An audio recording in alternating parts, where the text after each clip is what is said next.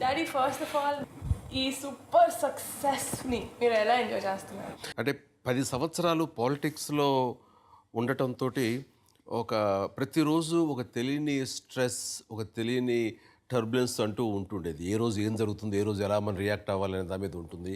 ఎక్కడో ప్రశాంతతకి దూరం అయిపోయాననే భావం కలుగుతుంది. అందులో ఇంట్లో సురేఖ మమ్మీ ఎప్పుడు అది ఫీల్ అవుతుండేది. ఆ డిఫరెన్స్ మరీ ముఖ్యంగా ఎప్పుడైతే ఈ సినిమా ప్రారంభమైందో, నేను మేకప్ వేసుకొని ప్రతిరోజు సినిమా షూటింగ్‌కి వెళ్ళటం, మళ్ళీ తిరిగి అదే హుషారుతో ఇంటికి రావటం.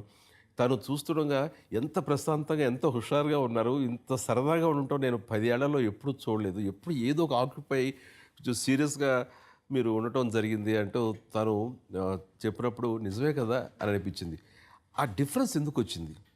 పాలిటిక్స్ కూడా నేను ఇష్టపడి వెళ్ళాను. బట్ ఎందుకు సినిమా అనేసరికి అంటే ఈ సినిమా అనేసరికి లోపల ఉన్న ఆల్ స్పిరిట్స్ ఒక్కసారిగా ఎన్హాన్స్ అయ్యి ఆ యొక్క జోష్‌ని తీసుకొస్తాయి.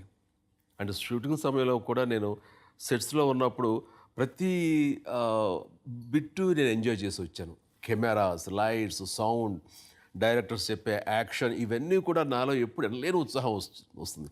ఈ ఉత్సాహం ఎక్కడిదంటే ఎన్నో సంవత్సరాల నుంచి దాంట్లో మనం ఇన్వాల్వ్ అయిపోయి ఓన్ చేసుకుని నరనరాల్లోనూ అణువున అది నిబిడీకృతం అయిపోయి ఉన్నటువంటి ఫీలింగ్ అది. ఆ ఫీలింగ్ ఒకసారి మళ్ళీ రీకాల్ అయింది 10 ఇయర్స్ తర్వాత.